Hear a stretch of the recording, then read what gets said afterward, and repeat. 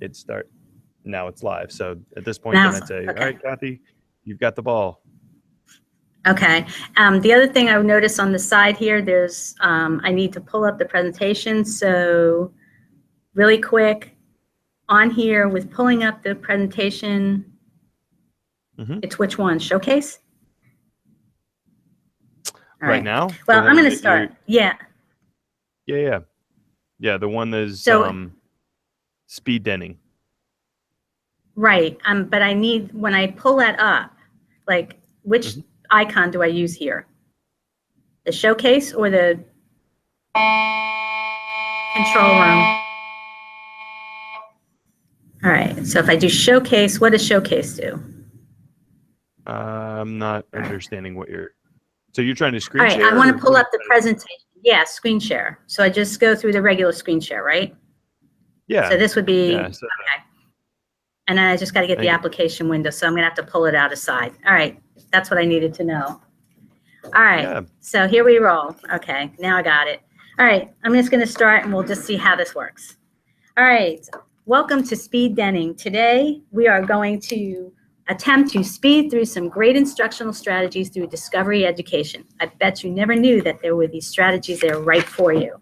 Today, my name is Cathy Marr. I'm an instructional technology integrator at the division, and we are going to look at discovery in a new and different way. So to get started, I'm going to ask you to please, number one, open and log in to my.ccpsnet.net. Good morning.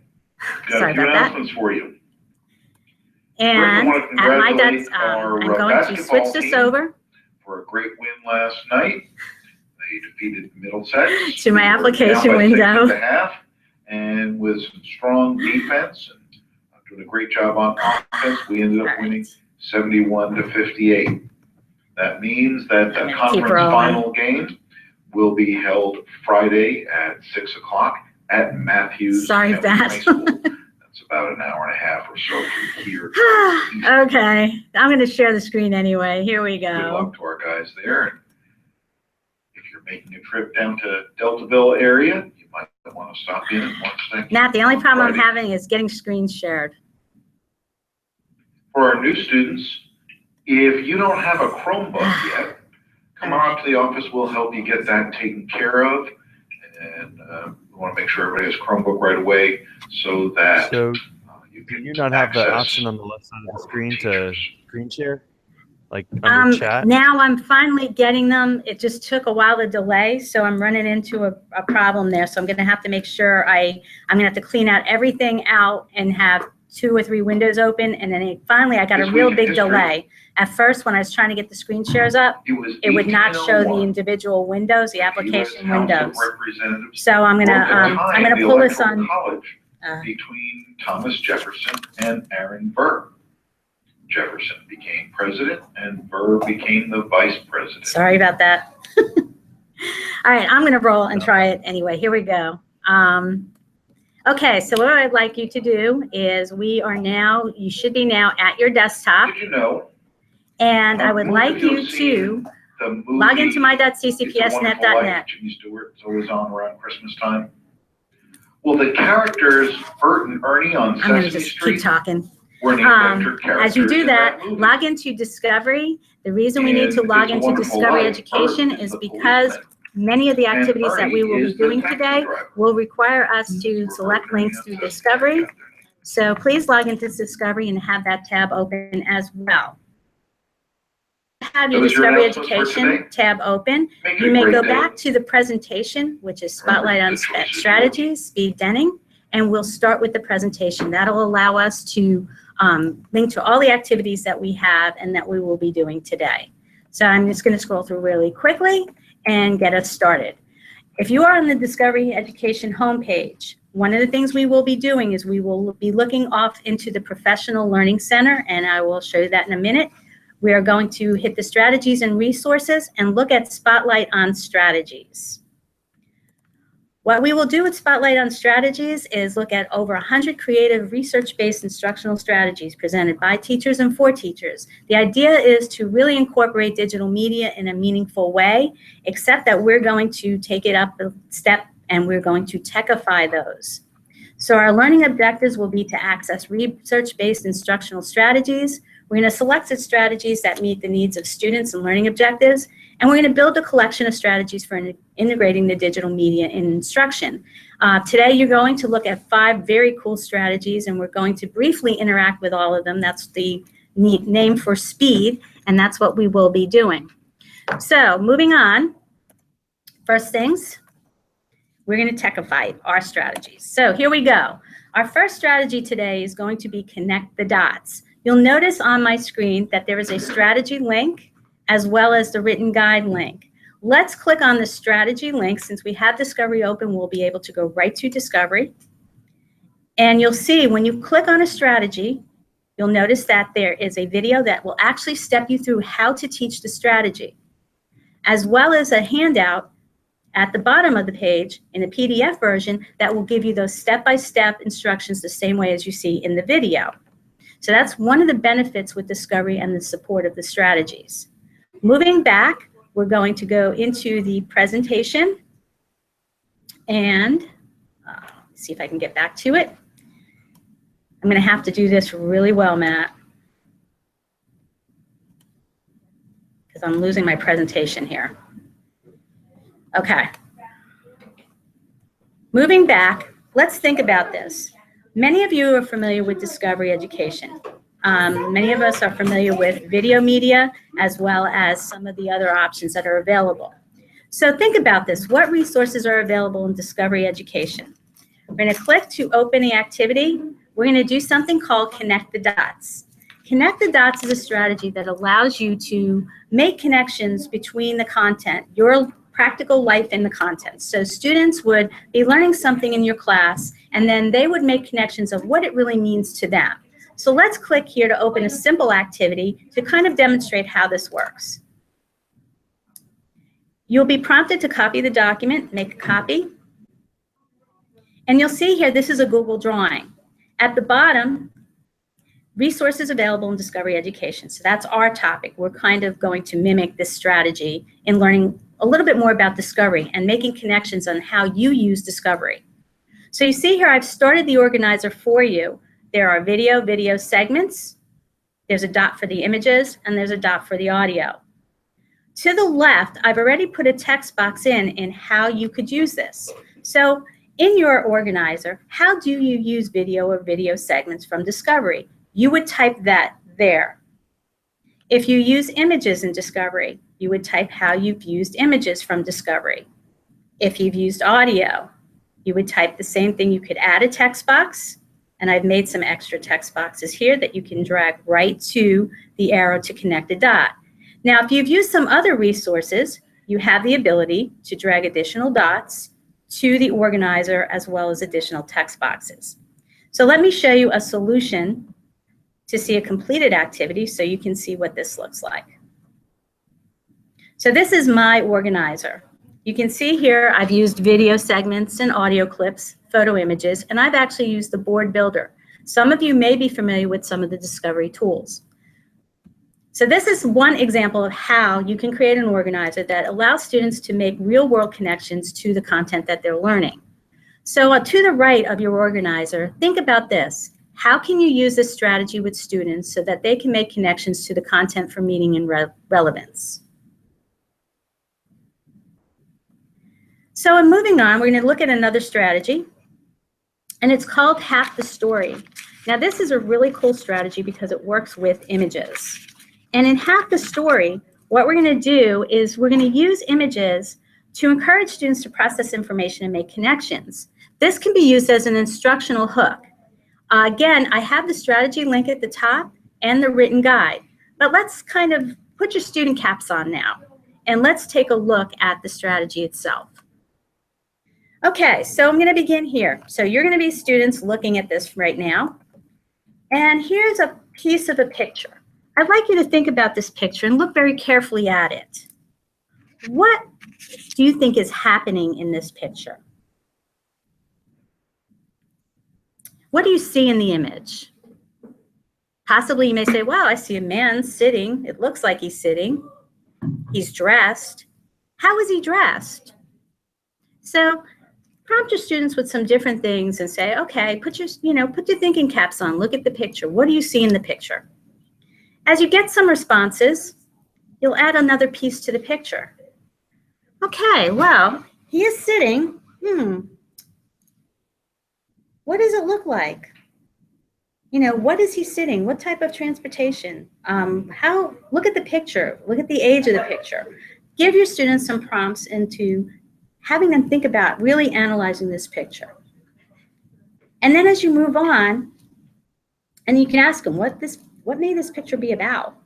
So as you move on, you finish the picture and complete it. And ask them if now they can identify who's in the picture. And this happens to be an iconic picture of Rosa Parks riding the bus. So this is what this story is about as an instructional hook. So this may be a lesson that you may be teaching for, in history.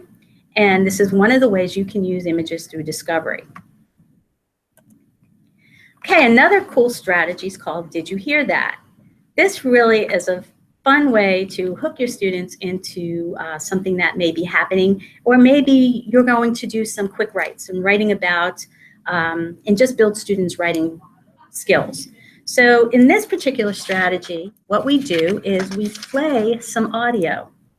So it encourages students to draw conclusions and create and describe mental images. So they're going to listen to some sound clips and maybe develop a story, start with a storyline that will help them with some creative writing.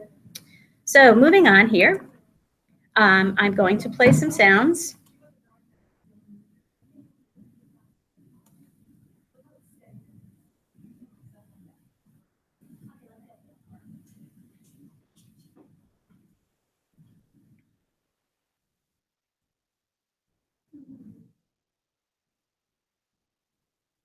Okay, I'm going to move to the next sound.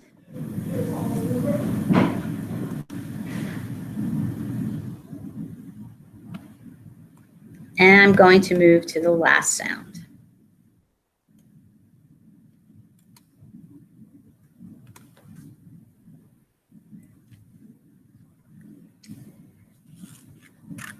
Okay, visualize in your mind those three sounds. Think about writing a story about what you've just heard. What would your first storyline be? What would your first line of your story be? So what we're going to do is we're going to click on our presentation and open the activity. This is a dot storming activity which will allow us to brainstorm. So in the dot storming activity, you can just put your initials and click join. And then from here, I can now add an activity or an idea. And I have a problem. All right, we're going to have to go through. There it is. All right, so add an idea. So I may start to say, ooh, go back. It's not holding.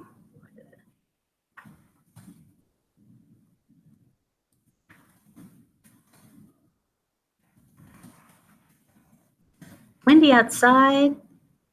I just heard.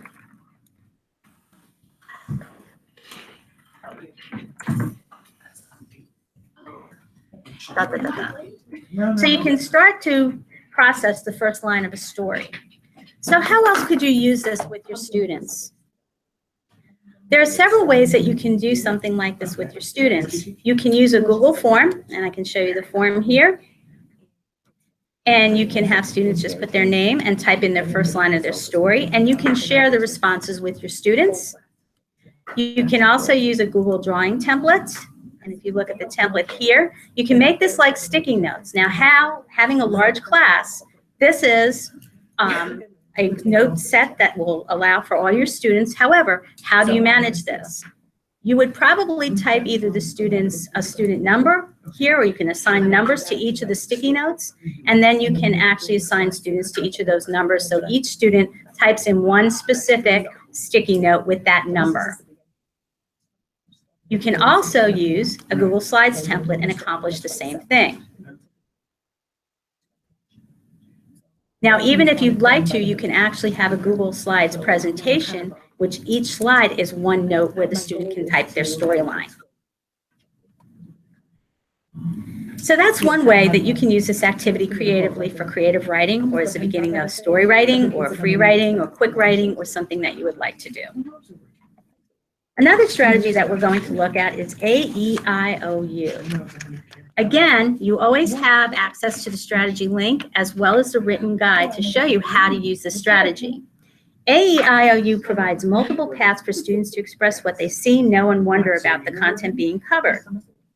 So in AEIOU, you would show the students possibly a media video or something in your class that students could watch and actually react to. AEIOU acts as an acronym. So A being the adjective, as a what do they describe what they see. E would be an emotion. Does it evoke emotion? I would be interesting. Is it interesting? O would be oh, or U would be So this is the way you would use this activity.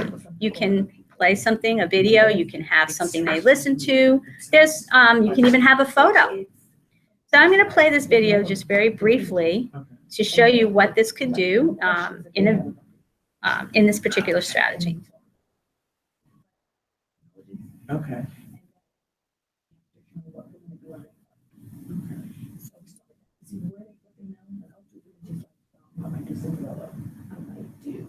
No words. So tell me something you want to know about this picture. Okay. I might do something that has to do with the theme of fairy tales. Right. Without telling them what we're going to do with fairy tales. Okay. So I want to see Just where briefly, for the sake of time, you know where this is probably going. So how can you use this activity with your students? Again, you'll have an organizer that will prompt you to make a copy.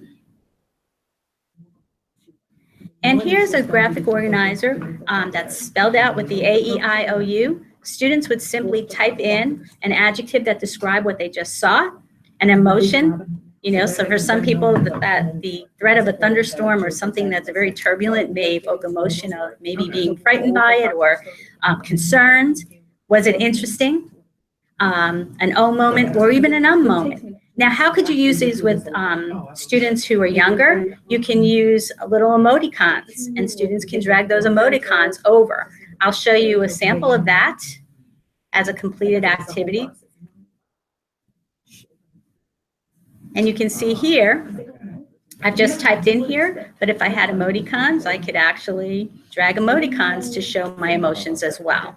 So that's another way that you can use this with older students as well as younger students. So that's AEIOU. This is a great strategy to use, and it can help students with summarizing or looking at other visual media. Our next strategy is called 6-word story, and it's exactly what it is, a 6-word story. It's a teaching strategy that allows students to practice summarizing and selective word choice. You can use an image or an article as a basis for a story that maybe conveys a big idea. So moving on to show you that sample, here's an image, and tell your story. Yes. Gonna need to hop off and get Althea cranked up. Okay. But and then we can debrief later. Sound good? Yeah. Yeah, I have to definitely limit tabs. Yeah. There's some things to consider. Yeah. Some of it you can't control, but we'll see. Okay.